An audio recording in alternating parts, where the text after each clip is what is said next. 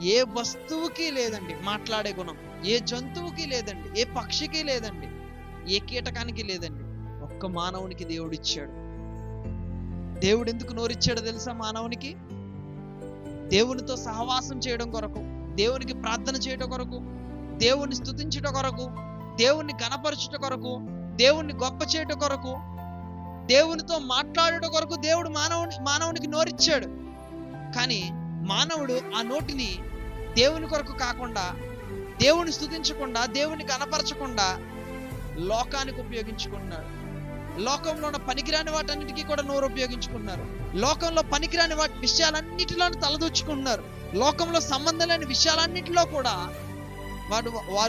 వారి యొక్క నోటిని ఉపయోగిస్తున్నారు. కానీ దేవుని సన్నిధిలో నోరు ఉపయోగించట్లా, దేవుని ఘనపరచడంలో నోరు ఉపయోగించట్లా.